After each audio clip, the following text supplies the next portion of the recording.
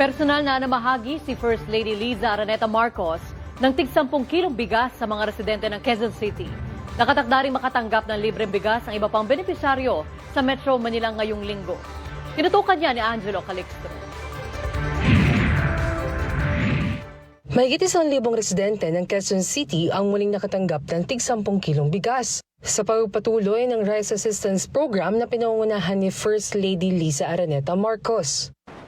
Maraming salamat po dahil kahit papaano makakabawas na rin po ng bilihin po para at least nakakatulong na rin po sa amin. Sa nangyayari ngayon, pasalamat pa rin kami kasi naambunan pa kami ng mga blessings. And kay Mayor Joy Belmonte and also kay President Marcos po, maraming salamat.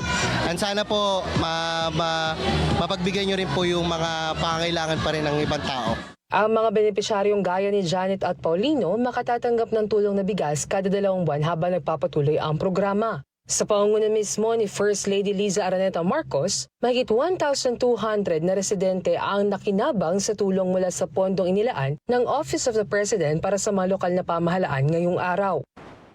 Nandito po ako bilang ina kasi alam ko as a mother, mahalaga na nagkaroon ng pagkain sa lamesa natin, no? Maski na konting tulong lang to, I hope it goes a long way. Ayon sa lokal na pamahalaan ng Quezon City, dumaan sa masusing beripikasyon ang pagpili ng mga makatatanggap ng bigas. We depended on the CBMS or the Community-Based Monitoring System. This is the survey that was provided to us by the Philippine Statistics Authority, PSA po. Batay po sa kanilang pag-iikot sa iba't ibang mga household sa lungsod. Doon po nakita yung doon po namin binatay ang pagpili ng mga bibigyan po natin ng tulong.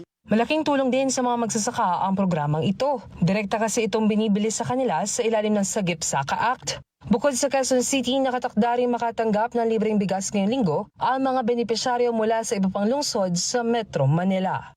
Angelo Calixto, IBC News.